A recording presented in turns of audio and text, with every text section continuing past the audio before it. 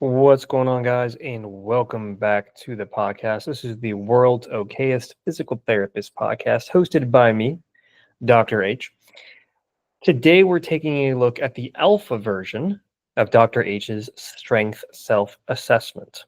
Now, this is effectively a tool that I've put together with all of my experience and knowledge from the Army, my time, of course, doing physical therapy school, and just time doing lifts at the gym, cross country, track, soccer. It's by no means complete. That's why it's the alpha version, and only the strength portion is really in the alpha version, which is what I'm going to show you today. So, of course, this is going to premiere first on Patreon, and then it will maybe eventually make its way into the Spotify and the YouTube and the Rumble and stuff like that.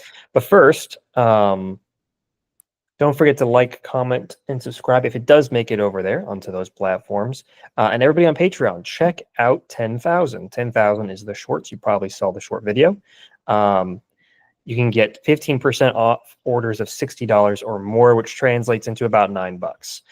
The link is right there. These are, I was shocked that they reached out. Like, guys, I'm not that big, right? I maybe have, I don't even remember how many Instagram followers I have, how many YouTube followers I have, and I run a Patreon. But they're like, hey, you want to give your followers and friends 15% off? Use this code. And I was like, bet.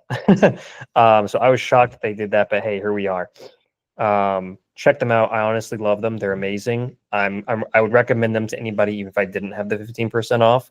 But they went at the extra mile and said, here's a code. So now you all can get $9 off a minimum. Disclaimer, of course, read the whole thing. It's a strength assessment tool meant to provide general education about strength and fitness. It's not medical advice. It should not replace any guidance from personal trainers, doctors, physical therapists, or anybody else. But it is a tool that I use to assess myself.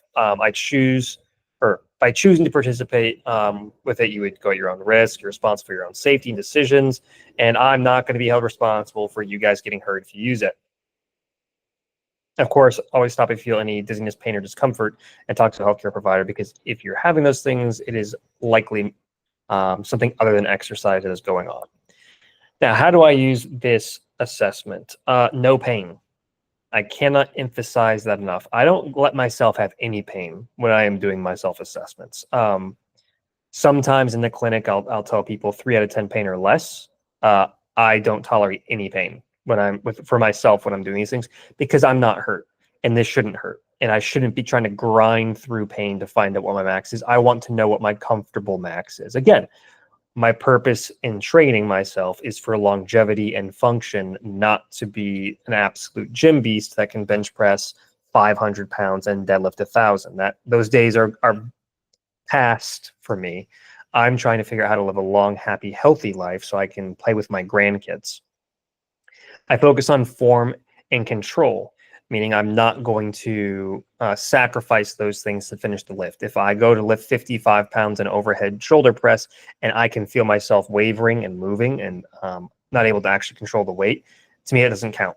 So a sloppy lift to me does not count. If I recognize any sort of imperfection in my lift, I don't count it. And I'm going to give myself a couple of repetitions to do it. I'm not going to do 55 once and feel it waver just a minute and be like, nope, it's over. Can't do it. I might try it again and say, there, okay, I have the ability to do this perfect. I start low and I end high. Now, that doesn't mean I start with 5 pounds for an overhead press and I end at 55. If I'm working out in the gym and I reasonably know that I can lift 25 pounds over my head with ease, I might start there and go 25, 30, 35, 40, 45, 50. And I take about 1.5 minutes to 2 minutes rest in between each lift to give my muscles adequate time. But again, this is a fact-finding mission more than it is an exercise regimen. So I'm trying to find out what my 1 rep max is, and I'm trying to do it, you'll see here, unilaterally. My goal is to find and fix any imbalances, not to lift the heaviest thing that I can find. Though sometimes I do enjoy that still. But I do it not nearly to the same degree that I used to. So like I said, this is strength. So the focus of this is strength. So shoulders. How am I going to assess my shoulders? The very first and most simple thing I'm going to do is a front raise.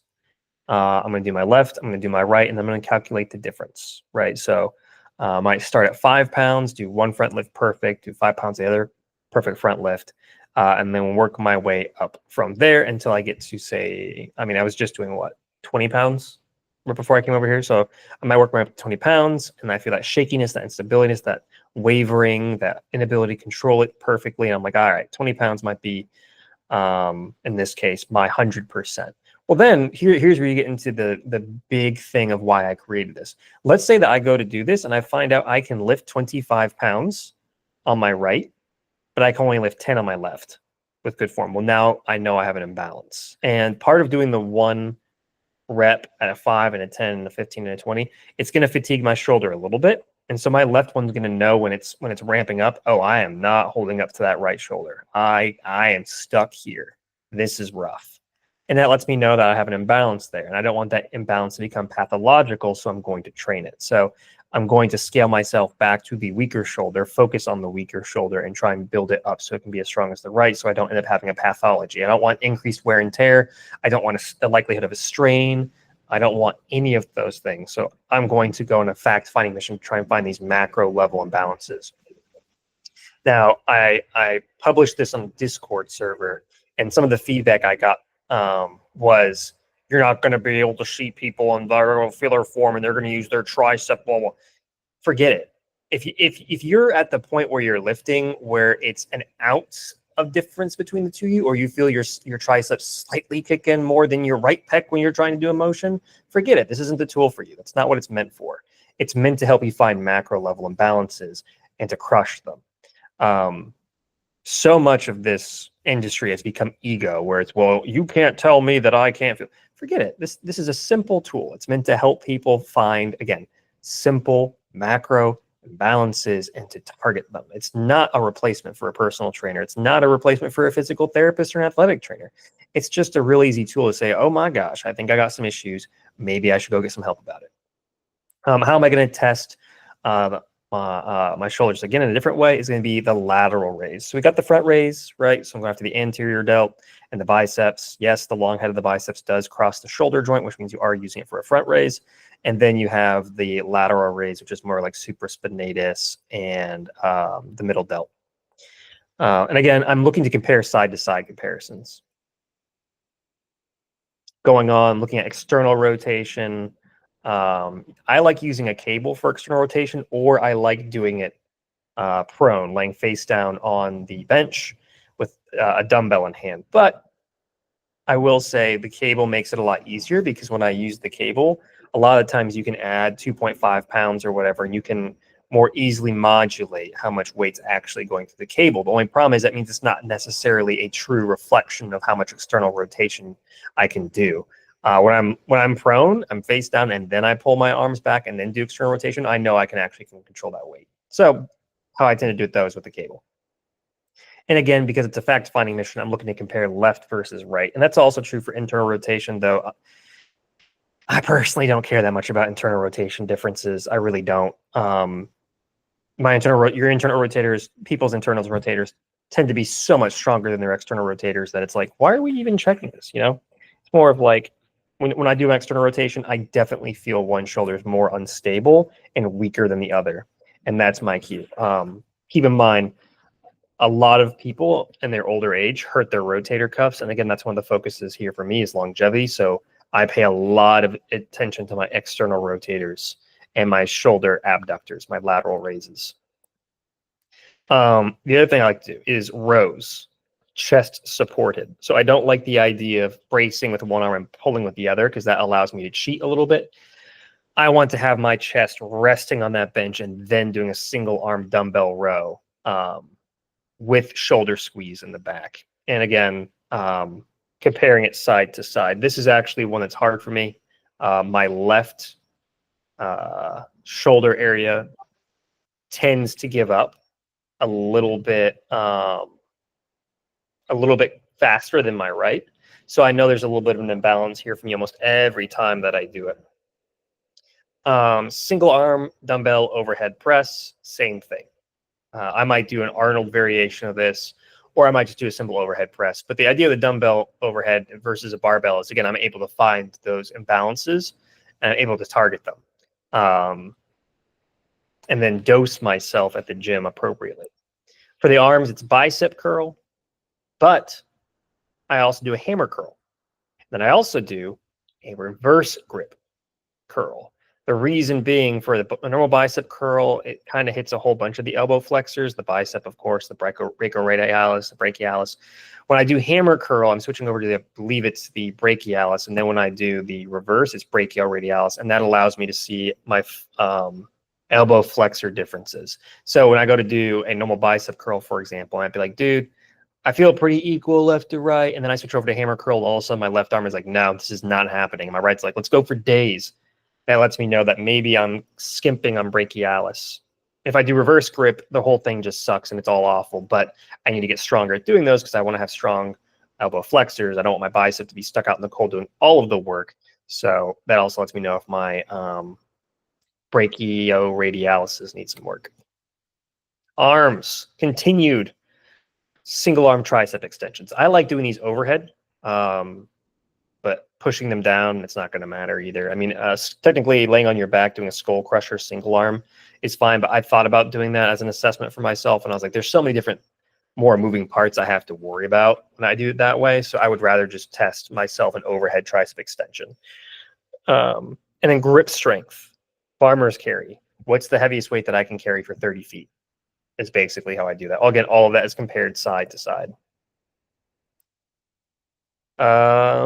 Now moving on to chest, single arm dumbbell press, bench press. I was torn between this one. I like the bench press. I also like incline. For myself, I tend to do a lot more incline work than I do bench press, but I also know how people feel about incline versus bench press, which is why I left this bench press. So I like doing incline, but I mean, any variation of the bench press could be an effective tool to find out where I'm struggling. If I do incline, right, that's involving more shoulders. If I do normal bench press, that's straight up pec. And if I do decline, like lower pec, right? So it's a tool that I could use for any three of those if I really wanted to, but I'm kind of only interested in incline bench for myself right now. But again, the side-to-side comparison is what's important for me looking at any of those big macro changes. Dumbbell side arm pec fly. Oh wait, sorry, I got that wrong. Dumbbell single arm pec fly. Laying on my back doing pec flies. Right, easy. If I don't have one of those, I would go and use a cable machine. And I would look for side to side differences there. I know for me, for example, my left pec minor has been a problem for most of my adult life. So I know that my numbers on my left, it's not going to be as good as my right. I'm actually interested to see when I do this on myself here in a little bit to see if I've balanced it out a little bit better. Core planks, planks. Sit-ups, I don't do sit-ups. The reason why I don't do sit-ups for core is because, well, I mean, I do them, but I don't do them for core, is because they're hip flexor dominant. A lot of people end up cheating and using their hip flexors instead of their core. I do planks for my core, and then I do sit-ups still for my hip flexors. Hip hikes, what are we going after? The back. Yes, the core goes around to your back. So for this one, I'm trying to find my QLs and see if they're weak. I guarantee you that if you do not go to the gym, and if you do go to the gym, you're going to find out really quickly that hip hikes, one's going to be way easier than the other. It's just how it is, brother.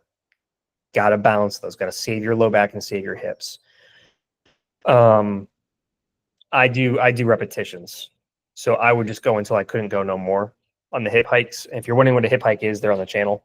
So you can check it out. There's really no good way for me to describe it here. But hip hikes, left versus right, percent difference, almost always going to find a huge imbalance here. This is, if I could put a gold star next to one, it would be this one. More hips, side planks. On these, if you're weak, you heard me. Straight leg if you can tolerate it. And then you want to hold for time. That's how I do it. That's how the Army did it too. When we were assessing ourselves and seeing if we had anything we need to work on. Side plank, straight leg, side to side. Compare the difference, probably going to find some imbalances. Single leg hip bridge repetitions. Again, another one that shocks a lot of people when they find out that one glute is way stronger than the other. For me, it's my right glute is weaker than my left. So I can knock out, man, maybe 15, 16, 17, 18 on my right. And I can just go in, I can go all day on my left. So imbalance that I need to work on, I got my percent difference there. Supine hip march with a cable. That's me laying on my back. I hook the handle on my foot and I pull it up towards me, and I do that with weight. Again, it's a hip flexor strengthening thing. But if I find out I can do 25 pounds on my right and I can only do 10 pounds on my left, I got some pathologies I got to work on. A lot of times with running, if I only focus on running for a while, these things get kind of weak and I really got to strengthen them. Single leg hip bridge. I think I already mentioned that. That might be yeah, it is. It's a duplicate. I apologize, guys. This is how you know that I don't practice before I do these things. I just go straight at it because time is money, and I don't have money and I don't have time. Anyway, reverse and forward lunges. Either one I do, I just compare left versus right. And I try to bring my knee all the way down to the ground and up. That's how I personally do it to let myself know I'm equal and I'm not scamming myself and doing like I'm 2 inches away from the ground on my right and I'm 3 inches away on my left. No, I go all the way knee to the ground and up to make sure I'm equal. Copenhagen planks are brutal. I definitely find imbalances when I do them on myself. If you don't know what it is, look it up on the channel. Really good test for adductor strength. When I said earlier, side planks on your knees means you're weak. No. When I do Copenhagen planks, I only do my knees. I don't do my ankles unless I've warmed up, because the possibility of an adductor strain for myself is so high. I won't be able to walk right for 2 days. Forget about it. So I do knees for this one, for sure. You can call me weak. You can get me back. Tag me back in the comments. Say, weak. But I can't. I can't do ankles out cold. I have to warm up. Single leg hamstring curl, single leg quad extension. Those are pretty common sense, right? Side to side comparison there. Ankles, single leg heel raise, standing. Single leg heel raise, seated with weight. Difference being, I'm going after the gastrocs with one, I'm going after the soleus with the other.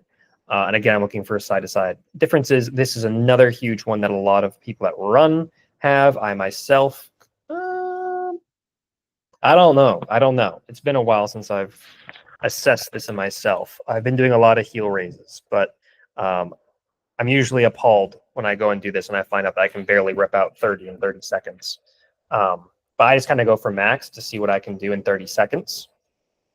If I do 30 for 30 or more, I know I'm on the right track. If one does 38 and the other one does 12, I know I have a problem. I'm going to be strengthening the other leg. For the back dumbbell row, I think we already talked about that. But for this one, I probably won't do this one chest supported if I'm really thinking about the back.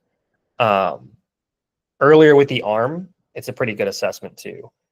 And I know that I said I would do it chest supported for the back, but if the caveat on this one is I'm looking at the periscapular part of the back. I'm not looking for like lats and stuff. I'm looking for squeezing the shoulder blades together.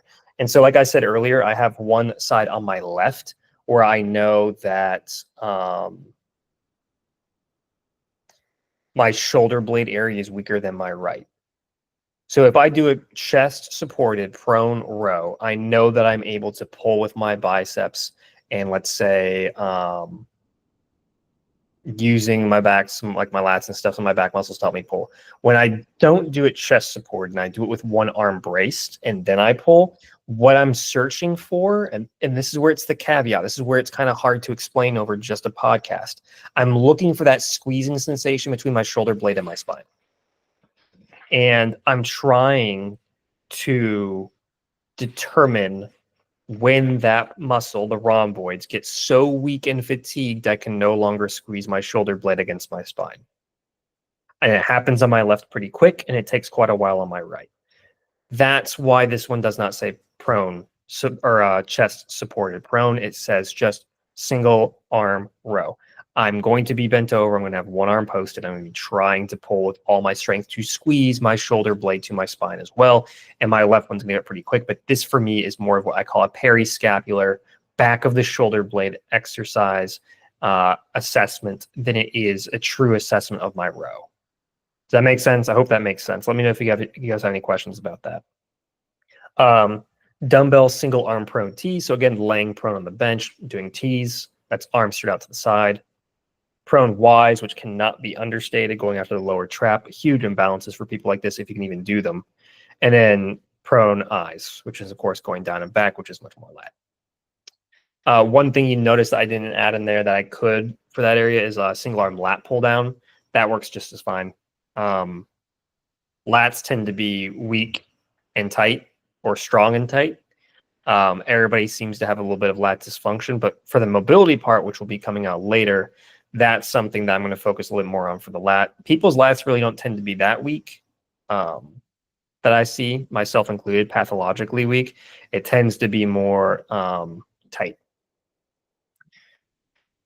And so here, here we have the template that I'm trying to flesh out and put together where I can put it all on one page for myself and I can see the numbers. This doesn't include the math, obviously, so I'm not breaking it down Barney style for myself math-wise here. I am just looking for straight up numbers because if I see any imbalances at all, that's going to be what drives my OCD to want to fix it. And of course, back here, I'm working on legs. And of course, the acronyms, for example, here, abduction, that would be a lateral raise. Flexion is straightforward. Extension is pointing back. Elbow flexion, which would be bicep curl. Elbow extension, tricep. T's, Y's, I's, external rotation, internal rotation, all that should just make sense. And on the hip, you have the marching or the cable marching. The SP is a side plank. The SLB is single leg bridge. The knee flexion would be the hamstring curl, and the extension would be quad extension. Single leg heel raise would be the one for the ankle at the bottom. And that would be how I fill it out so far. And of course, this is going to be subject to change. Oh, by the way, this is going to be listed, if not already, on the Patreon as a link that you can click. I think actually it's already posted, and you guys can follow along and check it out there. I'll post it in the description here as well. And then there's of course, all these compound movements that I'm going to start listing as well. Front squat, back squat, weighted hip thrust, dumbbell bench press, RDL, single RDL, chin-ups, Australian push-ups, pull-ups, bent over barbell row, 36-inch hand-to-hand repetitions, which is a really good physical therapy tool. Skull crushers, single leg hops, triple hops, box jumps, 1.5-mile run, hinges, which is like an RDL. But this is the passive mobility part that I'm getting into now. For the hinge, lumbar rotation, lunge, knee to wall. All these are things that are going to be going into the mobility compartment, mobility part of this when I get to that point in order to better assess my mobility, which is going to be honestly king. People worry a lot about strength, but they should be worrying, I think, a lot more about mobility, myself included. And that's what's going to be coming out in the next iteration of the alpha. It's going to take probably twice as much work for me to get the mobility component done, but you can keep your eyes peeled as I continue to go through and update this. So this has been how I am going after trying to list graphically and visually the strength deficits that I can find and give myself a plan on how to crush them, how to balance them so I can have a happy, healthy, long life. And so I can show you guys how I am trying to have a happy, healthy, long life. So let me know if you guys have any questions, any comments, any concerns. Please don't forget to like, comment, subscribe, invite friends to the Patreon, invite friends to the Discord. Check out 10,000. Again, they're amazing. And everybody stay happy, stay healthy, and stay fit. And I will catch you guys all in the next episode.